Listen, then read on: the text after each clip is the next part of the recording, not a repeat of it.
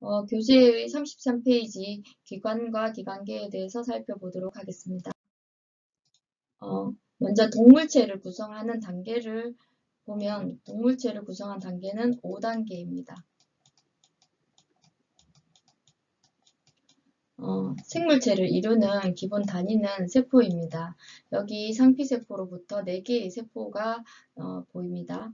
그리고 이러한 세포들 중에 형태와 기능이 비슷한 세포들이 모여서 덩어리를 이루게 되면 조직이 되는데요. 이 조직의 4가지 정도의 기본 조직을 살펴볼 수가 있습니다.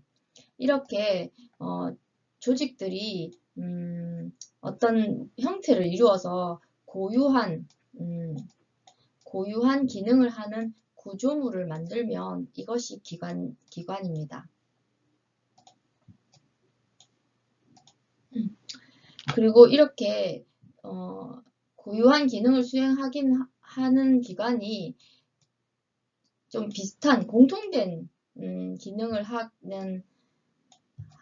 하게 되면 그것들이 모여서 기관계라고 합니다. 그리고 이 기관계는 인체에는 9개의 시스템으로 나누어 볼 수가 있는데 그 9개의 시스템이 모여서 독립된 기능을 하는 생물체가 된다면 그것이 객체입니다. 인간이 되는 것이지요. 기관은 오르간이라고 영어로 읽습니다. 이렇게 4가지 기본 조직들 중에 1가지 이상의 조직이 만나서 모여서 관을 형성하거나 층을 만들거나 또 다발, 조각들이 모여서 구조물을 만들 수가 있는데 그 조각들이 모여서 어떠한 구조물을 만드는 대표적인 구조물이 두개골이라고 할 수가 있습니다. 두개골은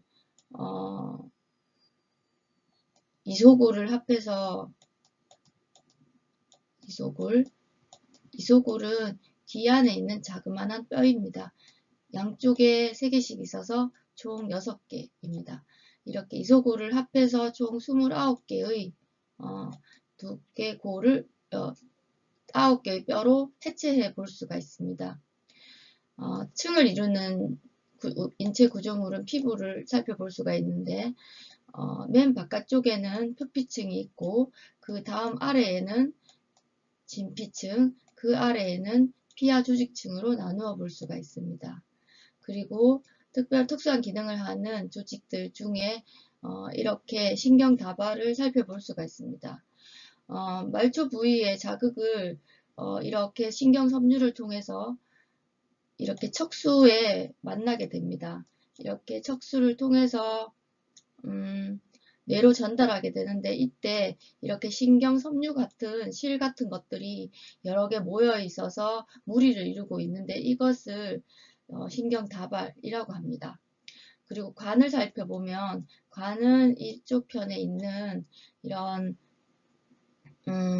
나무 가지 같은 구조물을 살펴볼 수가 있습니다. 여기에는 간에서 생성된 담즙, 그러니까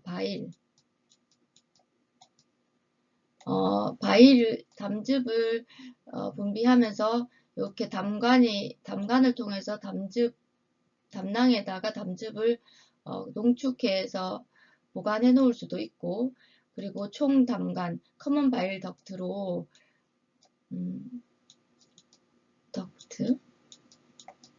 커먼 바일 덕트로 이렇게 담즙을 분비해서 소화를 할 때 관여할 수도 있습니다.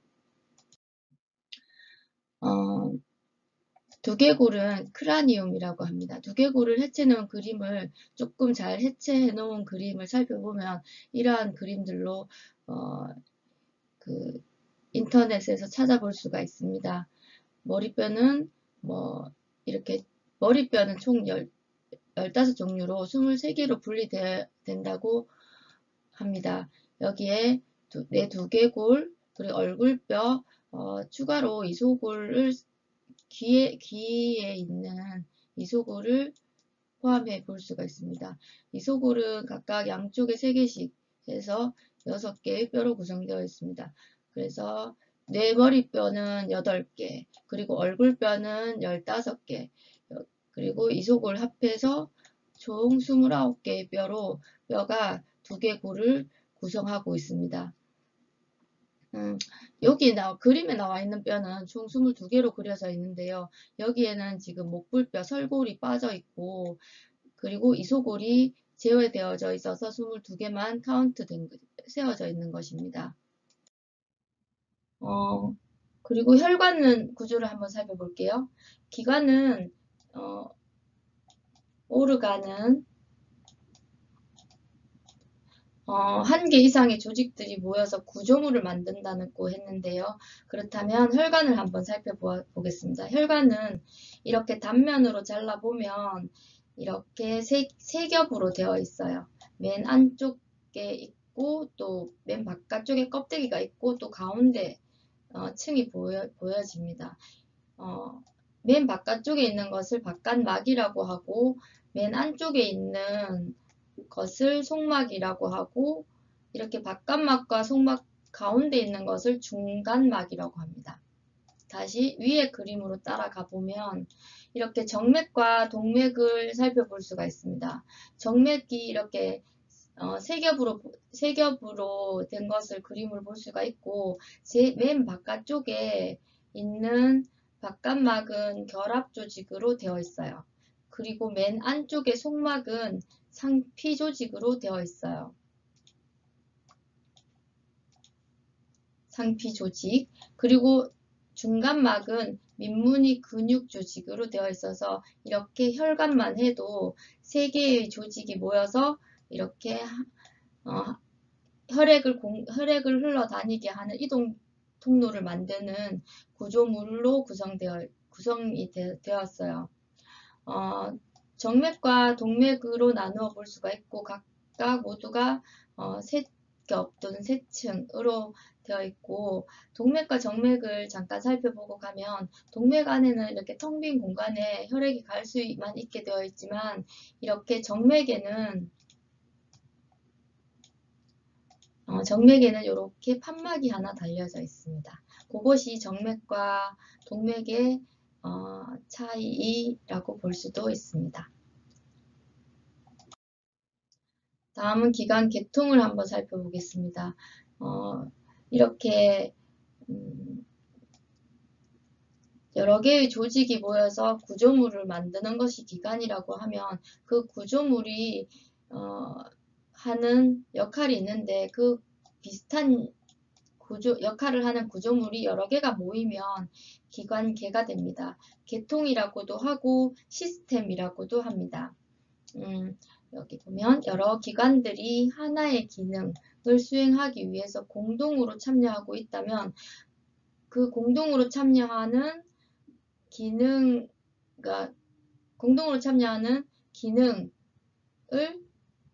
비슷한 기능을 하고 있다면 그것들을 모아서 기관계라고 합니다. 시스템이라고 합니다. 우리 몸에는 골격계부터 이렇게 감각기계까지 해서 총 9개의 시스템으로 나누어 볼 수가 있습니다. 이 표에는 이렇게 각각의 기관계의 명칭을 특별한 역할을 하는 곳에 명칭을 붙였고 그 시스템에 관여하는 오르간들을 나누어서 나타내고 있습니다. 먼저 소화기계를 보면 소화를 담당하는 기능을 하는 기관들의 모임은 입, 식도, 위, 소장, 대장, 간, 이자 등을 살펴볼 수가 있고 순환계는 심장, 혈관, 림프관, 호흡기계에는 코, 기관, 폐, 배설계 그러니까 비뇨기계, 우리 신체의 노폐물을 액체로 해서 비뇨기계로 내보내는 기관들이죠. 콩팥이나 오줌간, 요관이라고도 해요. 요관. 그리고 방광, 요도 같은 것들이 있고 신경계에는 뇌, 척수, 자율신경, 뇌분비계에는 호르몬을 분비하는 기관들의 모임이에요. 그러한 기관은 뇌하수체, 갑상샘, 부신, 생식샘 같은 것들이 있고 생식계에는 정소, 난소, 난관, 수정관, 자궁을 살펴볼 수가 있고 면역계에는 골수, 가슴샘을 볼 수가 있습니다.